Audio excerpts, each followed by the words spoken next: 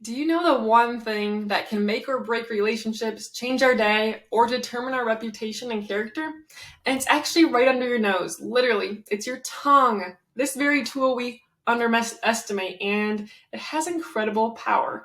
If you haven't subscribed to my channel, be sure to do so. I'm Brooklyn Hannah, and I'm excited to share this with you today.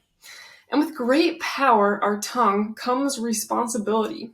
Your words have an impact not only on others, but also on yourself. As written in James 3, 1 through 12, all kinds of animals, birds, reptiles, and sea creatures are being tamed and have been tamed by mankind. But no human being can tame the tongue. It is a restless evil, full of deadly poison.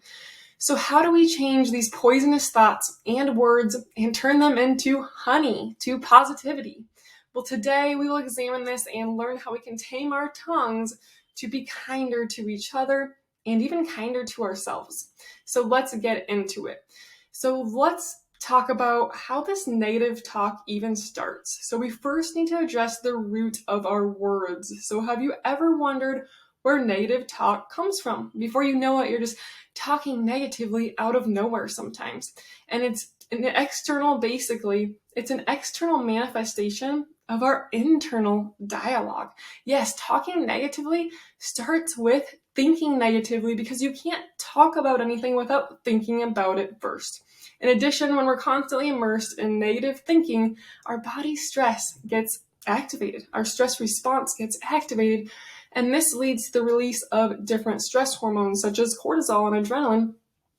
And basically, if this continues for a long time, it causes cortisol to remain in your system, affecting your ability to regulate emotions and your concentration and other physical properties as well. In fact, there's evidence suggesting that persistent negativity or stress might even reduce the size of the hippocampus, which is the part of the brain responsible for forming memories. And so the balance of your brain's neurotransmitters like serotonin, which influences mood, appetite, sleep, can get disrupted, which causes mood disorders, sleep disturbances, even gut problems. And so even our brain's remarkable ability to adapt and change, known as plasticity, neuroplasticity, is affected. So chronic negative thoughts reduces this plasticity, making learning and retaining new information a real challenge. But it's not just our body and brain that bear the brunt of these negative thoughts. Persistent negativity can become an obstacle in our spiritual journey as well, hindering deep connections, finding our peace in God, and just that connection with God. And our perception of self-worth might also be skewed. So when we're bathed in this negativity, we might start feeling undeserved of love, grace, or spiritual blessings. And it's so important that we have this deep connectedness to God. And negative thinking can hinder that. We may have feelings of judgment, resentment, jealousy, basically distancing ourselves from the Lord and other people. So how do we come out of this cycle of negative thinking? So we have to redirect these negative thoughts when they pop up. Now, negative thinking, it's not always your fault. And that's the first thing I want you to know is it happens to all of us. None of our thoughts are perfect except for Jesus. And so this momentary lapse does not define you. That said, there are ways you can direct this negative thinking so the words coming out of your mouth are more positive. So first direct the thought, and then you will keep yourself from giving into the behavior of negative talking. So it's written in the Bible, Ephesians 4:28, do not let any unwholesome talk come out of your mouth, but only what is helpful for building others up according to their needs, that it may benefit those who listen. First, it's important to identify your negative thoughts. Pay attention to the things you say to yourself, both positive and negative. And when you notice that negative thought, try to write it down. We don't really want to say them out loud, but bring awareness to the temptations to act and behave negatively.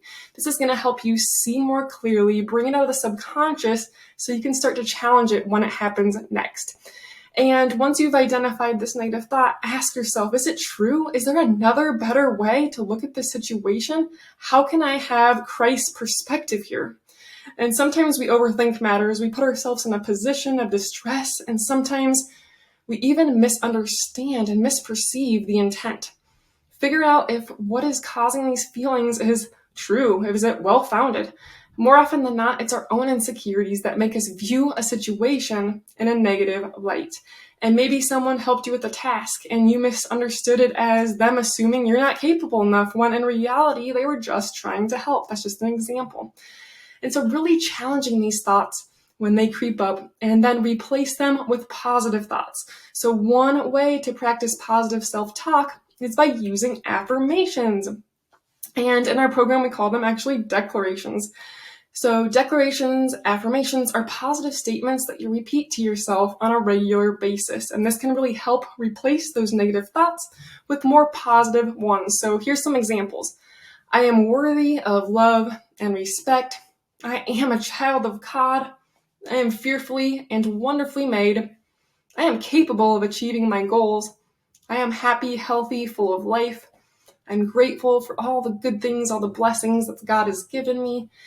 And so you can really model this with your specific situation as well.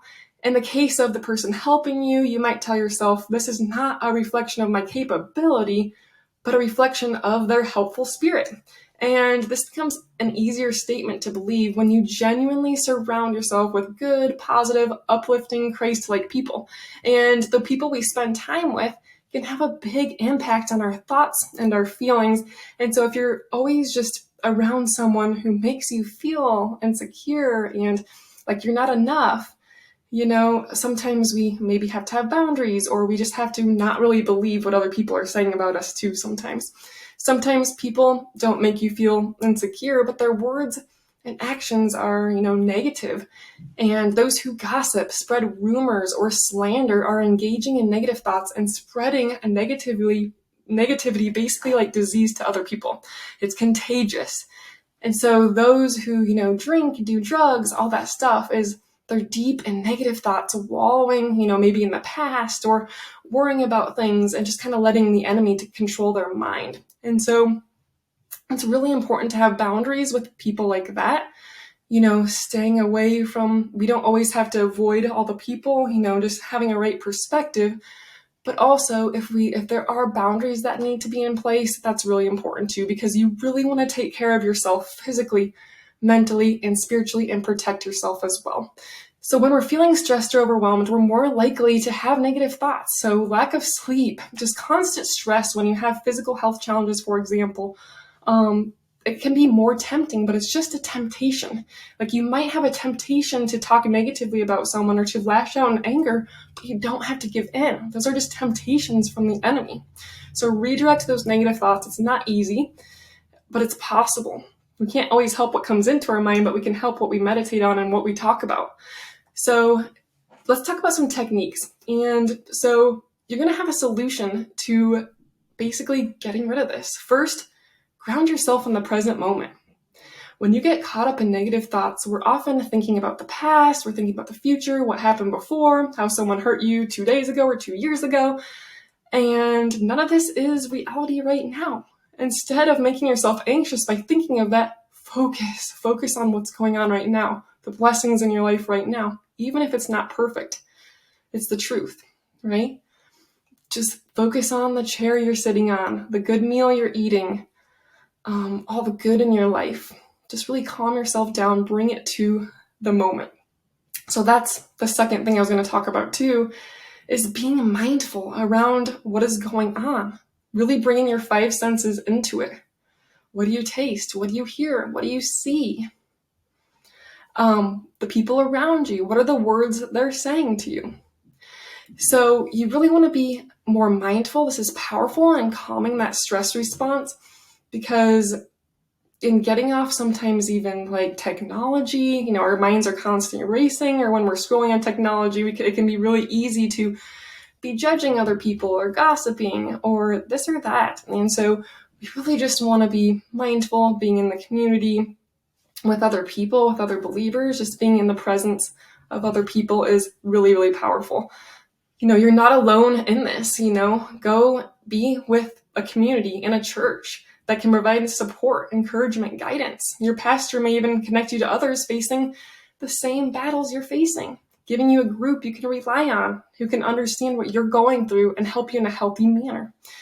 And so the most important thing to remember is that your unhealthy thinking, negative thinking, doesn't mean that God no longer loves you We all fall short of the glory of God. None of us are perfect. We all have moments of weakness, and God does not abandon us in our moments of weakness. He's always with us, and we just have to find our way back to Him. We have to recognize that temptation, redirect, and if we do give in to the temptation of being angry or talking negatively or slandering or gossiping, just realizing that we can come back to God. We can confess our sin, ask for forgiveness, and then repent and change and go the other way and go into positivity, walk in light, walk in love, walk in the fruits of the Spirit, as Galatians, I believe, 5:22 talks about.